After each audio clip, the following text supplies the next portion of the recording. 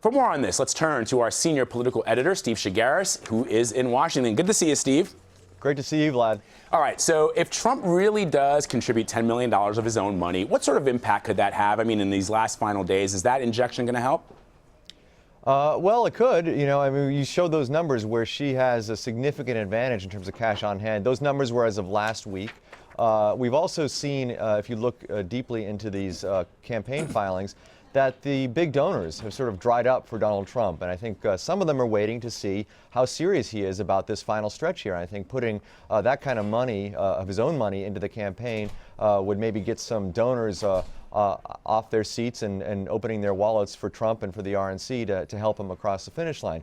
The other thing, too, is that kind of infusion of cash he may need in some of these battleground states moving forward. I mean, he needs momentum, desperately needs momentum in several battleground states in order to get over the top there to win those states. And so that kind of money could help in those situations too. But Steve, he's also, in the last couple of days, said he's going to put $100 million into his campaign. Even if he puts in writes a $10 million check today, he's still going to fall short of that $33 million. And I guess the question for a lot of voters and the Republican Party, would they want to see him put in that $100 million? Is that $30, $40 million if he writes a check today? Is that what's going to be needed to compare or at least to combat what Hillary Clinton is doing? I mean, they're all numbers. It doesn't really, there's no specific number that you need to hit. I mean, of course he said that and he's not meeting it. And so donors are asking, wait, why did he promise this? Why did we think that he was going to be putting all this of his own money into it? And he hasn't. And I think that's maybe one of the reasons why you're seeing these big donors sit by and not give him more money. However, at the end of the day, too, you get after the election, and if he winds up losing some close races in some of these battleground states, he could possibly look back and say, did I spend enough money to get across the finish line in some of these places? And so you'd be second guessing yourself. So, that also comes into play as well. So the question is do you just throw money at it? He's the type of guy who's been pretty frugal comparatively to many political candidates, especially when it comes to his own money, and he sort of brags about that frugality. And so, but if he loses, you got to wonder if he's going to be second guessing that he didn't put enough in. All right, Steve, another topic that's getting a lot of attention today, a senior Trump campaign official told Bloomberg about a plan to suppress the vote. Specifically, that there's a plan out there to discourage African-American voters, young women, and white liberals from voting. Mike Pence dismissed that as offensive. What are you hearing about that? What's the potential fallout?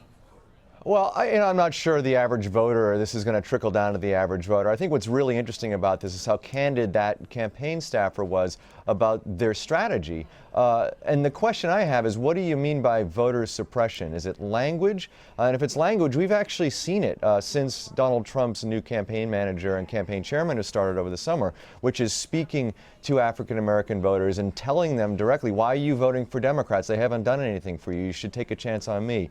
Or speaking to people who support Bernie Sanders, for instance, liberals or younger voters, and saying that the system is rigged and, you supported him, so you should support me. So in the language, we've actually seen it. It's just interesting to sort of see somebody talking about that's the strategy. The question is this just language, or is there something more sinister by using the term voter suppression? I don't know the answer to that question. All I can tell you is in terms of language, we've seen what they've tried to do, and it's not a strange thing for candidates to do that, to try to speak to voters and try to get them to stay home.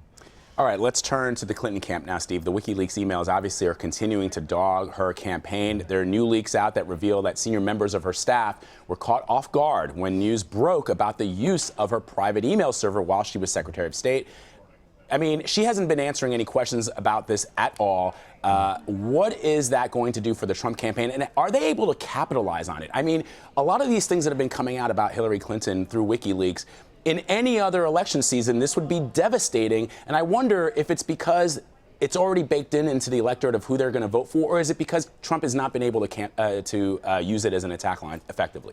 Well, Trump also has his own controversies that are cropping up here, too. And so we're talking about all this stuff. There's a lot of noise. So any individual controversy has its own competition with the other controversies, whether it's Trump's or Clinton's. I think what's interesting here is, if you actually read these emails, her campaign manager, Robbie Mook, said, we asked her about these emails, and they said it was all taken care of. And clearly it wasn't all taken care of, and that's what wound up blowing up in March of 2015 when the New York Times reported all the issues with these emails. And so, yes, they were caught off guard. I think what it shows is it raises questions about how Hillary Clinton will govern if she's president of the United States. Is everything out there? You know, and it raises questions among voters who continue to have questions about how open, how honest she's being with everybody, and is there more to come?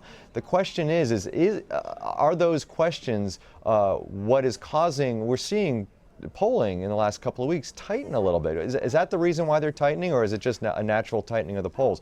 I don't know the answer to that question, but I can tell you that we've had sort of nonstop discussion of these WikiLeaks for a couple of weeks now, and none of it has been good for her.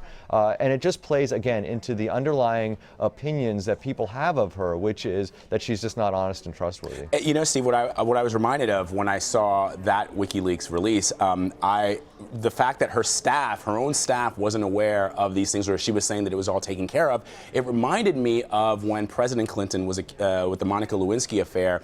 In many instances, he told his staffers that this was not anything, this was not a big deal. And these folks who pour their hearts into these campaigns, who pour their hearts into supporting these candidates, end up getting blindsided by things that they should be made aware of. And as you point out, that lends credence to the folks who say she's not even transparent to her own people that are close to her. How can she be transparent to the American public? Well, right. Now, they have to go out and do damage control when this stuff comes out, right? So it just makes, you know, they're dealing with the emotion of it as well. And so I think it makes their jobs much harder because they thought they were doing their due diligence on this and they weren't told the whole story. And so I think playing cleanup after all that is going to be a little frustrating. All right, Steve, last question. I wonder if this is a pivot of sorts, leaking or a leak that Vice President Biden is on Hillary Clinton's shortlist to be the Secretary of State. I wonder if this, you tell me, does this move the needle at all in her favor, or is this just a way to get people buzzing about her campaign and not buzzing about WikiLeaks? Yeah, that's what Nancy Cordes pointed out earlier today. I think she's on to something there. Definitely flip the script a little bit, try to talk about something that would be a potential positive spin for her campaign. I mean, you look at Biden, he's out there on the stump campaigning on her behalf. He's one of her surrogates. He's a fairly well-liked guy.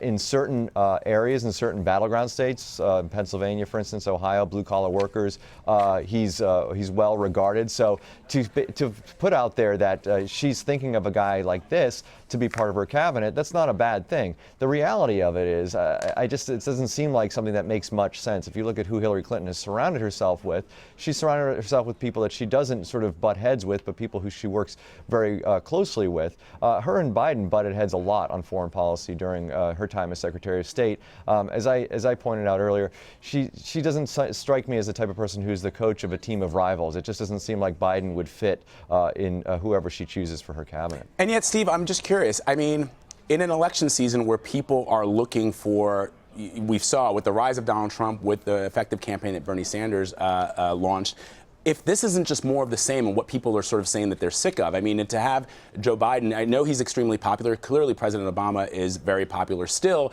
But does she want to give the impression that it's going to literally be 4 more years of President Obama? Well, I mean, that's not a bad thing for her. She, at least in some ways, she has President Obama and Michelle Obama and Joe Biden all out there talking on her behalf across the country. In fact, some would argue that they're better spokespeople for her than she is of herself. And President Obama's approval ratings have gone up in recent months. So it might not be that bad of a thing to have somebody out there like Biden floating that name out there as somebody that she would consider for her cabinet. You're right. And there's those positive economic numbers as well today. Steve Chaggaris in Washington. Thank you as always, my friend. Thanks, Vlad.